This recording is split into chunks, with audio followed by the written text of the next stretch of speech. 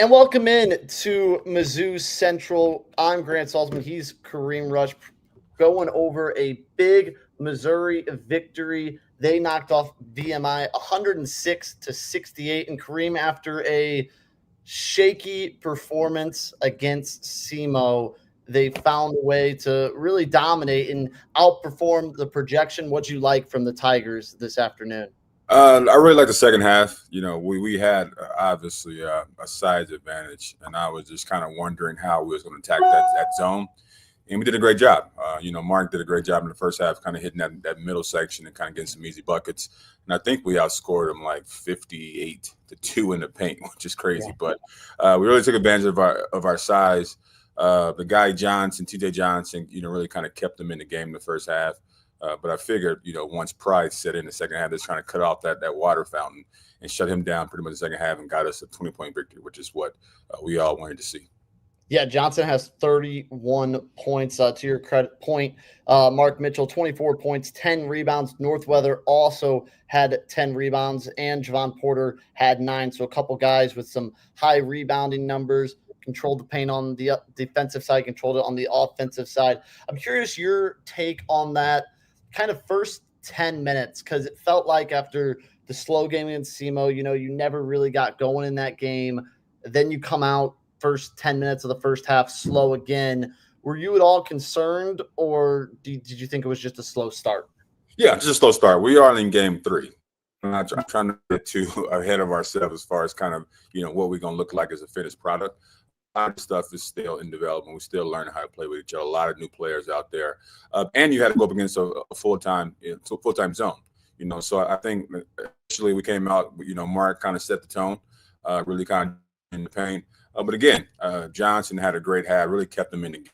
If he wasn't had that half like that, we probably would have ended up 10, 12 points by the half. But credit to him, credit to the team. He knocked down shots, and they're a pretty scrappy team. So they're projected to be one of the top teams in their league. So even without their star player, they still came out and played well. So much parity in college basketball. There are a lot of guys think they can play in mid-majors, and guy TJ Johnson clearly showed that tonight. Yeah, he did 31 points. Anthony Robinson, it felt like, might have had one of the most complete games he's had in his career. 20 points, 4 assists. He had 4 steals as well, and goes 6 for 7 from the field with 4 threes. What'd you make of Ant's performance today? Very solid. Like I said, those are going to be our two leaders. Ant is our team captain, so he sets the tone for us. Mainly defensively, but I think as he progresses in his career, offensive load, if he can become a 14 to 15, 16 point per game scorer for us, that really sets us up nicely as our schedule gets a little tougher. But I believe like him and Mark are going to be our two leaders on the offensive end and kind of the tone setters. And with Anthony Robinson, I think we all know where the defense is. His Yeah. freshman year, he showed it. Last year, he's all SEC for team defense. What else does he need to do to kind of take that next step offensively, so that it isn't just a once every 3 or 4 game thing, that it's more consistent, that he's having performances like this, especially once we get into SEC play? Well, we hope with the experience, he kind of finds, where he's going to get his points. Hopefully he can get a couple steals a game, get some easy buckets that way. If he's able to knock down 40%, 37 to 40% of his threes, that'd be a great, a weapon for us as well. But again, just kind of finding his, first and foremost, be our defensive specialist, go after defensive player of the year. That should be his main goal. We're not looking for him to score 20 points. If he can hover, like I said, between that 14 and 15, that'd be a great spot for him as a junior. And now talking about the other guy, Mark Mitchell, 24 points. Where I was most impressed was his rebounding, and his free throw shooting. Goes 10 for 13 from the line. Somewhere he's struggled the last few games was from the free throw line. Really, Missouri as a whole, 25 from 35. I think Coach Gates probably would want a little bit better than that, but definitely better numbers from the free throw line than we saw against SEMO. Yeah. I mean, that can't be one of our weaknesses. We got to knock down free throws. That was one of our strong suits last year, is getting to the line. I think we got to the line 38 times tonight. Even we didn't shoot a great percentage. I think 35 should be our benchmark. But Mark shot a lot better today. His first 2 games, I think he was like 6-15. So come out and shot a little bit better. But I'm liking where Mark is. Mark has showed us in back-to-back games how dynamic he can be as far as the score. Against SEMO, he was on the perimeter taking guys to dribble. Tonight, he was mostly dominant in the paint. So it really showed his versatility and someone we can lean on throughout the year. And what a guy that has really surprised me, he got the start today, has played really well in the first 3 games, is Luke Northweather. I came into the season thinking maybe he'd be a guy 8 to 10 minutes a game at most, but so far he's kind of carving out a role for himself. Now, there's Trent Burns is hurt, Trent Pierce is hurt, Honor Boateng hasn't played yet, so we're not quite sure, but he 3 points, 10 rebounds, 3 assists, and a lot of really good defense from Northweather. What have you made of him so far? Because I think he can be a very valuable piece off the bench for Coach Gates down the line.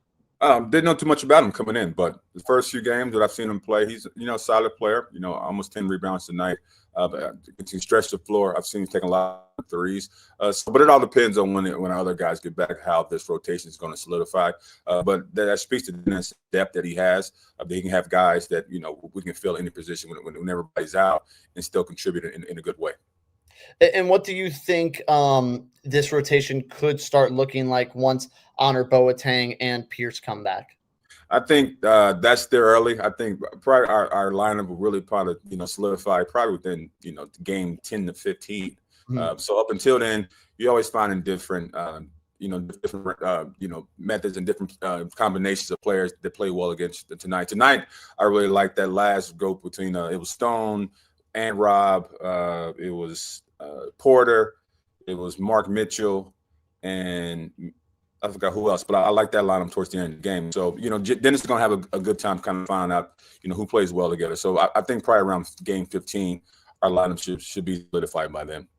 Yeah, and I was impressed with just the first 3 games, never really seeing Javon Porter play, how well he moves for a guy his size. He moves like a guard, and he's 6'11", I think is what he's listed as. And that is just such a huge thing to have that kind of 4 that can stretch the floor and almost guard 1 through 5 as well in Javon Porter. Absolutely. He can, his background, he's 1,100-point scorer, prior to coming to the Mizzou. So he has some talent there. He has some versatility. We have tremendous amount of length on our team. Like I said, I think we're the tallest in program history this year. So, Dennis did a good job of utilizing those guys' length. I think it can be one of our strong suits, especially when you need to do a matchup zone or be able to switch. These guys have shown tremendous amounts of versatility. Not only him, but Phillip is a live body. So I think our length and our athleticism is going to be a strong suit for us on the defensive end this year. Yeah, Jaden Stone, a guy too that it feels like he's a guy that could give you 2 points one night and then 40 the next. Feels like he is just a volume shooter, gets a streaky shooter. Today he goes 7 for 10, 16 points, 7 rebounds, 5 assists. We'll take those stat lines all day long out of him. Yeah. He's a 20-point scorer from Detroit Mercy, so he got some juice. I didn't know he had that much bounce. He had a little couple so I was impressed by that. But his first couple of games, been able to knock down shots consistently from the perimeter is kind of what I leaned on. But I'm seeing he can do a little bit more than that. But again, we need somebody like that coming off the bench. We lost Caleb. We lost a lot of our scoring prowess off the bench, so he could come in and fill that role very nicely. Yeah, and a guy that I think a lot of Mizzou fans thought, okay, Jacob Cruz is going to fill the Caleb Grill role, of the shooter role, of the pull from anywhere role. But it feels more like Jaden Stone could more accurately fill at least what Grill left off of the bench. Maybe not exactly his playing style, but the way that Stone will come off maybe gets you that spark you need 5-10 minutes in the game. And that's what he did. Mizzou was slow out of the gates, and he came in, started scoring, and Sebastian Mack, to both of their credits, looked really good in that kind of last 10 minutes of the first half that helped build Missouri's 10-point lead going into half. Yeah, I like Mack and Stone. I think Mack is more of a downhill attack to the free throw line and get to the bucket. And Stone, like I said, he's a spark plug. He has a little bit more offensive capabilities than Cruz. I think Cruz is kind of a pick and pop, kind of utility guy. But Stone is a scorer. You can tell that. You can tell what he does. You can tell how he moves and how aggressive he is. So he can certainly fill that Caleb role where we need that spark off the bench, kind of our microwave, so to speak. And, first, few games, I'm impressed. Yeah, and I think kind of you talking about Mack kind of just made me think he reminds me a lot of Sean East II from years ago. The way that they both, it feels like so far they both have a really good understanding of where they are on the court and just how to get that step in front of guys. And Mac had a lot of athletic finishes that Sean East kind of became known for. If Mac can develop a little bit of a mid-range three-point game, I think he's going to be hard to stop.